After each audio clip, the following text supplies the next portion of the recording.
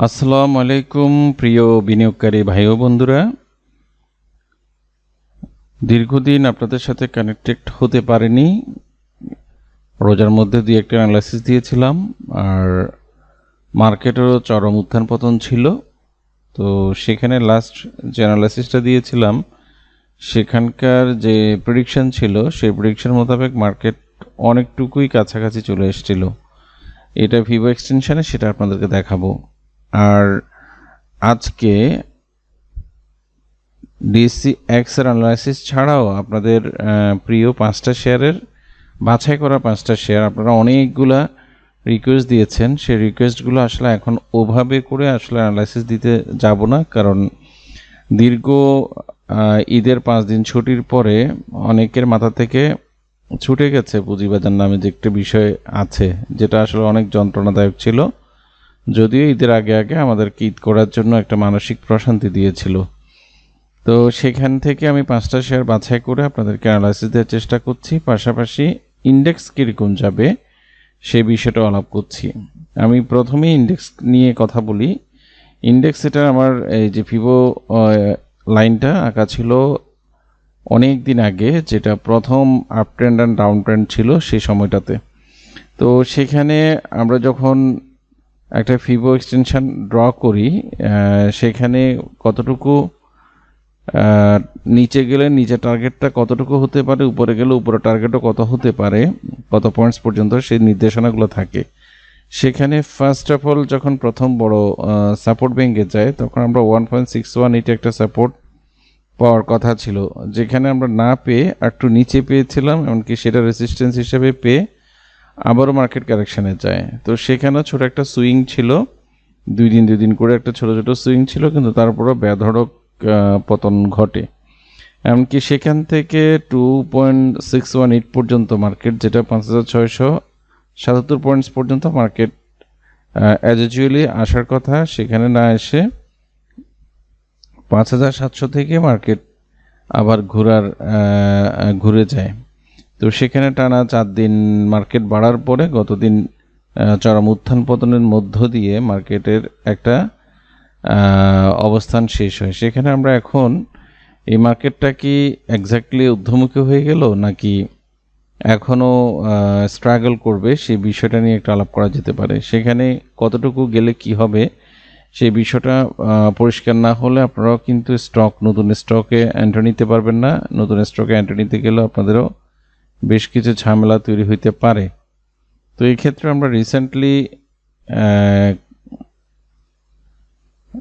যে ট্রেন লাইনগুলো ড্র করেছিলাম, এর আগেও আপনাদেরকে আমি ট্রেন লাইন ড্র করা দেখিয়েছিলাম। তো সেখানে দুই ধাপে যেটা দেখা যায় সেটা হচ্ছে, প্রথম ট্রেন লাইনটা যখন ব্রেকআউট করে বেশ বড় ক্যান্ডেলে, সম্ভবত এটা 50 পয়েন্টস ছিল, আর সেকেন্ড রেসিস্ট্যান্সটা ছোট করে ব্রেকআউট করে, এটা খুব বড় ব্রেকআউট না।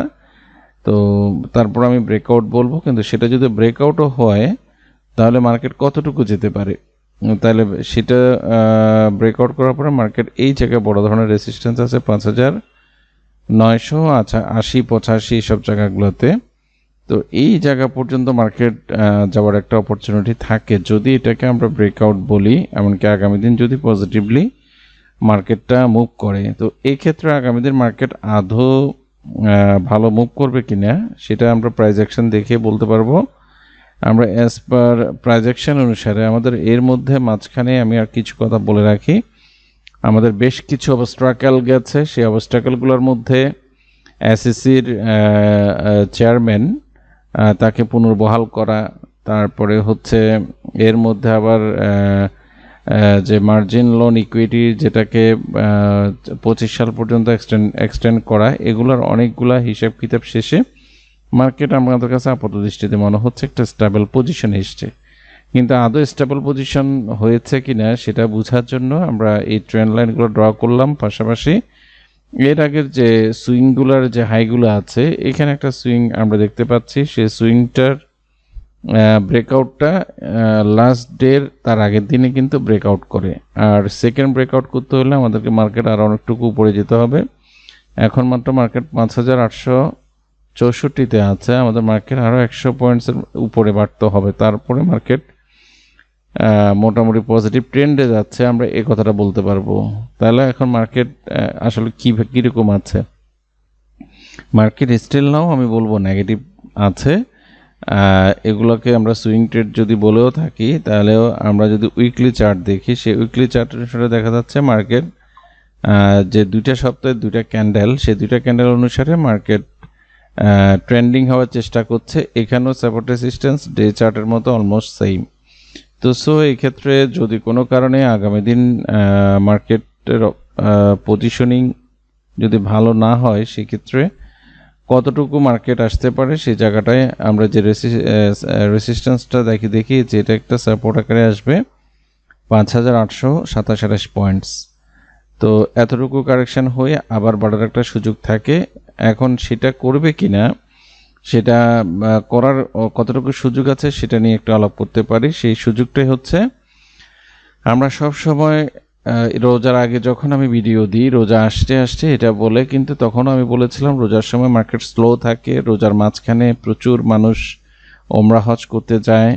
তো সেখানে আমরা সালমান আফ রহমানেরও সোশ্যাল মিডিয়াতে ছবি দেখেছি, আর ছোট ছোট বিনিয়োগকারীতে এটা বলার অপেক্ষায় রাখে না।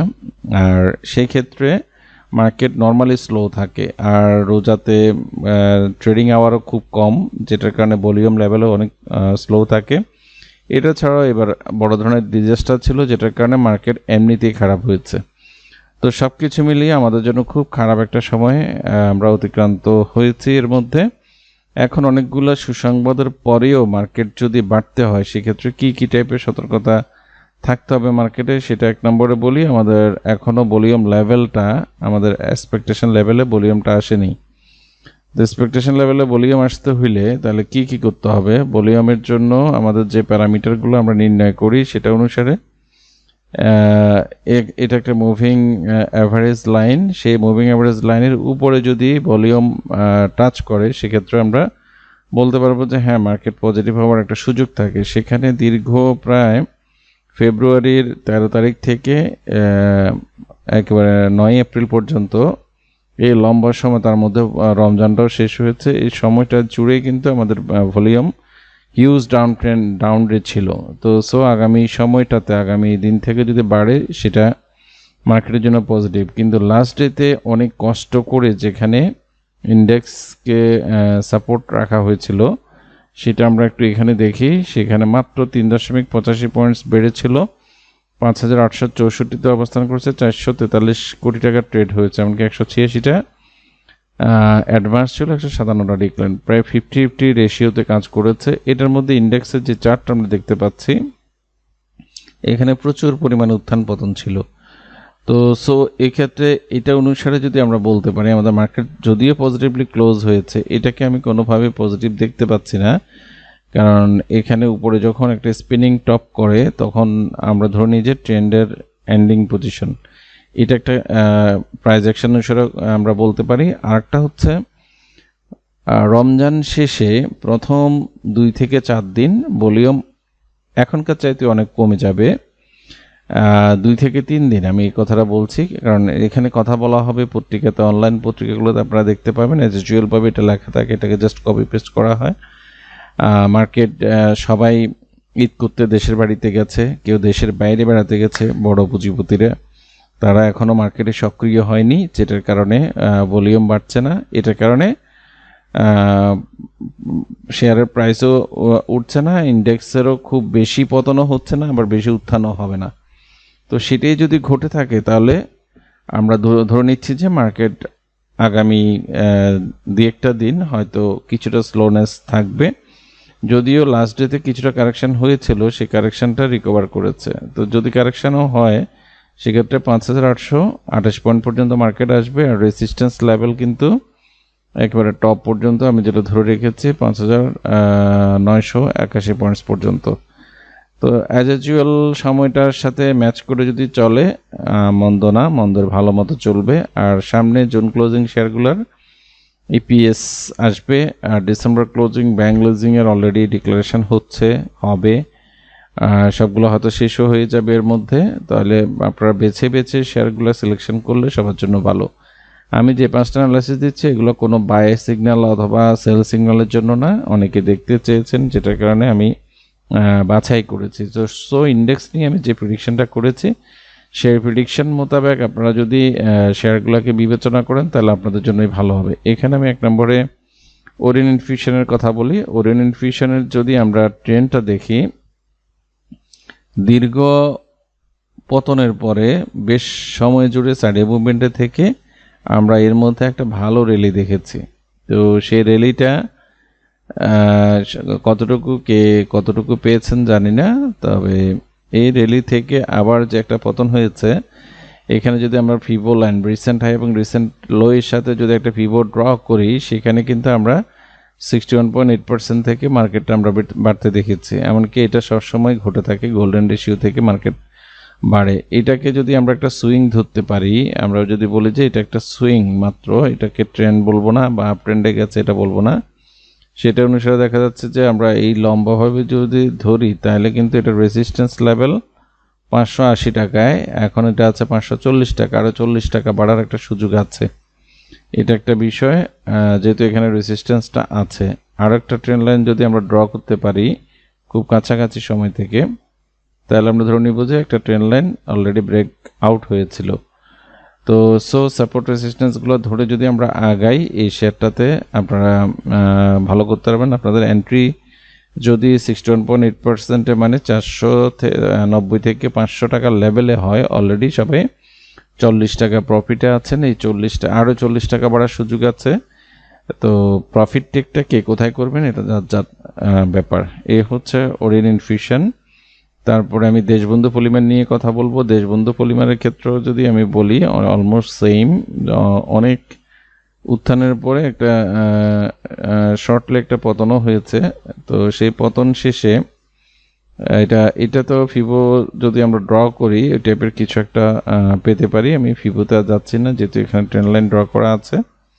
এই ট্রেন্ড লাইন অনুসারে আমরা যেটা দেখতে পাচ্ছি, অলরেডি সে একটা বড় ধরনের রেজিস্ট্যান্স গতদিন পার করেছে, এমনকি অলটেড করে। আর পরপর যে দুইটা ক্যান্ডেল দেখতে পাচ্ছি, এটা অলমোস্ট নিচে সামান্য উইক থাকলেও এটা অলমোস্ট মারবুজু ক্যান্ডেলের মতো দেখাচ্ছে। তো সো মারবুজু ক্যান্ডেল যদি কোনো একটা স্টকে থাকে, তারপরের দিনও কিন্তু এই উত্থানগুলো এরকমই থাকে। তো সো ট্রেন্ড লাইন অনুসারে আমরা দেখতে পাচ্ছি এটা 37 টাকা 50 পয়সার রেজিস্ট্যান্স আছে। খুব অল্প সময়ের মধ্যে 10টা টাকা গ্যাপ হয়ে গেল, মানে মাত্র 2 দিন থেকে 3 দিনে। তো সো যাদের লোতে কেনা আছে, এখানে একটা সাপোর্ট পেয়েছিল, সেই সাপোর্ট থেকে যদি কেউ কিনে থাকে তাহলে 37 টাকা 50 পয়সা একটা এক্সিট হতে পারে। আর যদি ব্রেকআউট হয় তাহলে আপনি স্টকটাতে অবস্থান নিতে পারেন। এক্ষেত্রে আপনার স্ট্র্যাটেজিটা আপনি নিজে সাজিয়ে নেবেন। তারপর আমি একটা সেট করেছি আইপিডিসি। অনেকে এটা বলেছে আইপিডিসি অলরেডি ডিক্লারেশন হয়েছে, এমনকি ডিক্লারেশনটা অন্যান্য বারের চাইতে ইপিএস, পি রেশিও, তারপরে এনএভি, ইচ অ্যান্ড এভরিথিং খারাপ করেছে। তো স্টক যেটা দিয়েছে যতটুকু ইপিএস এসছে, বাট এগুলো পজিটিভ। তো সেই পজিটিভনেসের কারণে আমরা দেখতে পাচ্ছি এটাও শেষ পর্যন্ত এটা প্রায় 23 টাকার কাছাকাছি এসছে। যে শেয়ারটাকে আমরা 65 টাকায় দেখেছি, 58 টাকা থেকে ফ্লোর থেকে পড়েছে। আর 24.60 থেকে এটা আবার উঠার চেষ্টা করছে। তো সেক্ষেত্রে ছোটোখাটো যে রেসিস্ট্যান্স আমি যে ট্রায়াঙ্গেলটা ড্র করেছি সেটা অনুসারে দেখাচ্ছে এটা একটা রেসিস্ট্যান্স ব্রেকআউট করেছে গতদিন।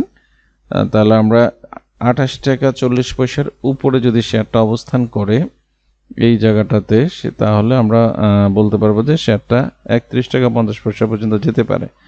যেহেতু ওর মেজর রেসিস্ট্যান্স জোন কিন্তু 31 টাকা 50 পয়সা।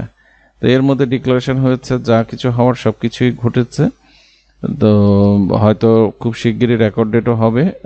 সব কিছু হলে আপনারা এর মধ্যে যদি শেয়ারটা 31 টাকা 50 পয়সার উপরে যায় তখন এটাকে নিয়ে বিবেচনা করা যেতে পারে। আদারওয়াইজ এই শেয়ারটা এই জোনের মধ্যে হয়তো ঘুরপাক খাবে, কারণ এর মধ্যে যে স্টক বা ক্যাশ দিয়েছে সেগুলোর অ্যাডজাস্টমেন্ট আসবে। সো এটা একটা দীর্ঘমেয়াদী হয়ে যেতে পারে। তবে আমরা যে ভলিউমটা রিসেন্টলি দেখেছি গত এক সপ্তাহে, সেটা অনুসারে আমরা আবারও আশাবাদী হতে পারি, কারণ অনেক নেগেটিভ শেয়ার, মাইনাস ইপিএস এর শেয়ার হুড় করে যে অনেক উপরে গেমলিং হয়েছে সেটাও আমাদের চোখে দেখা। তো সো সব কিছু দেখে বিবেচনার ভিত্তিতে আপনারা এই শেয়ারগুলোতে যাবেন। আমরা যদি ট্রেন্ড লাইন ড্র করি সেটা অনুসারে ট্রেন্ড লাইনটা ব্রেকআউট করেছে 2 দিন আগে। তো সো সব কিছু মিলিয়ে আমি মোটামুটি একটা পজিটিভ অবস্থা দেখতে পাচ্ছি এটাতে। এরপরে আসি আমরা কর্ণফুলীতে। কর্ণফুলীর যদি আমরা ট্রেন্ডগুলা অনেক লম্বা সময় জুড়ে দেখি সেটা অনুসারে দেখা যাচ্ছে এটা আমার দীর্ঘমেয়াদী একটা আঁকা ছিল। প্রথম যখন আপ ঘটে এটা একদম 10-12 টাকা থেকে যদি আমি হিসাব করি, এটার প্রথম উত্থানটা হওয়ার পরে একটা বড় ধরনের পতন ঘটে, সুইং, এমনকি সেখান থেকে ফ্লোরে থাকে শেয়ারটা আবার ধীরে ধীরে একটা বড় ধরনের র্যালি ঘটে। তো সেই র্যালি অনুসারে শেয়ারটা প্রায় 62 টাকা পর্যন্ত অবস্থান করে। 62 টাকার পরে শেয়ারটাতে বড় ধরনের একটা কারেকশন আসে। সেই কারেকশনটা ইপিএস ভিত্তিক হতে পারে, ডিক্লারেশন ভিত্তিক হতে পারে, এটা আপনারা ফান্ডামেন্টালসগুলো চেক করে নেবেন। যখন এটা উত্থান ঘটে, এখানে ব্রেকআউট হয়, এগুলো আমার অনেক আগে ড্র করা। তো সেখান থেকেও যারা এন্ট্রি নিয়েছেন তারা কিন্তু একটা ভালো ধরনের প্রফিট পেয়েছেন, সেটা প্রায় 10 টাকার কাছাকাছি। সো এরপরে আবার পতনের সময়ও কিন্তু যদি আমরা এই চ্যানেলটাকে মেনটেন করি, সেটা যখন চ্যানেলের ভিতরে ঢুকে যায় তখন কিন্তু আবারও একটা পার্মানেন্ট ডাউন ট্রেন্ডে চলে যায় শেয়ারটা। তো সেই আমার যে চ্যানেল, অঙ্কিত চ্যানেল, সেই অঙ্কিত চ্যানেলেই কিন্তু এসে কয়েকটা দিন, 4 থেকে 5টা দিন এখানে ঘুরপাক করার পরে একটা সাপোর্ট পেয়ে যায়, স্ট্রং সাপোর্ট, এমনকি গতদিন সেটা সেই জায়গাটা থেকে হোল্ড করে। তো মারবুজো ক্যান্ডেল সম্বন্ধে আমরা একটু আগে দেশবন্ধুতে বলেছি, এটা তো একদম পিওর মারবুজো ক্যান্ডেল। তো মারবুজো ক্যান্ডেল যখন হয় উইথ ভলিউম, তখন কিন্তু একটা শেয়ার আসলে উপরের দিকেই যায়। তো এই ক্ষেত্রে আগামী দিনটা যেহেতু ইন্ডেক্স আলোচনার সময় আমি বলেছি মার্কেট কন্ডিশন বা আদার্স, সেক্ষেত্রে এটা আগামী দিনে যদি ভালো ভলিউম করে বা প্রাইস হাইক করতে পারে, তো সেক্ষেত্রে এটার অবস্থান বুঝে নিতে হবে। তারপরে হচ্ছে 48 টাকা পর্যন্ত একটা রেসিস্ট্যান্সও আছে, সেই রেসিস্ট্যান্স এর আগে এন্ট্রি নেওয়াটা কতটুকু যুক্তিযুক্ত হবে এটা আপনাদের বিবেচনায় রাখবেন। এরপরে হচ্ছে ফুয়াং ফুড, যেটা একদম মোর পপুলার একটা শেয়ার। এটা এত বাজার এত উত্থান পতন গেল কিন্তু শেয়ারটার কোনোভাবে র্যালি হয়নি।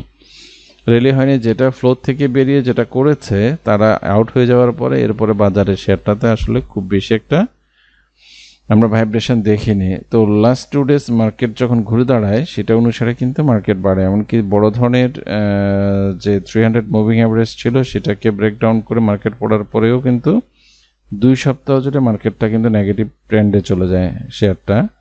তো এই ক্ষেত্রে আমরা লাস্ট পতনের পর এখানে 2টা বটম করে, প্রায় 3টা বটম বলা যেতে পারে।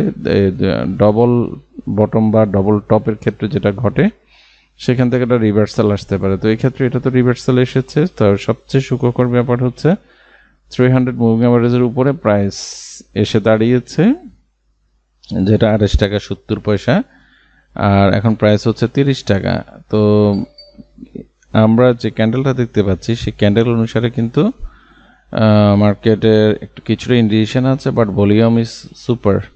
তো সো এখানে যদি আমরা আগামী দিন কারেকশনও দেখি, শেয়ারটা সর্বনিম্ন 28 টাকা 70 পয়সা পর্যন্ত আসতে পারে। এমনকি যতক্ষণ পর্যন্ত 300 মুভিং অ্যাভারেজের উপরে প্রাইস থাকবে ততক্ষণ পর্যন্ত প্রাইসটা পজিটিভ থাকবে। আমি বলবো এন্ট্রি নেওয়ার সুযোগ এখনও আসেনি এটাতে, নতুন কেউ যদি এন্ট্রি নেই, কারণ এখানে একটা বড় ধরনের গ্যাপ আছে। তো সেই গ্যাপটা যদি করতে হয়, গ্যাপ ফিল আপ করতে হয়, তাহলে কিন্তু এটা 28 টাকা 20 পর্যন্ত চলে আসার সম্ভাবনা আছে। কিন্তু যতক্ষণ পর্যন্ত 28, 70, 80-এর উপরে ক্লোজ না করবে ততক্ষণ পর্যন্ত সেটাতে থাকাটা আমি যুক্ত মনে করি না। ধন্যবাদ, সবাই ভালো থাকবেন।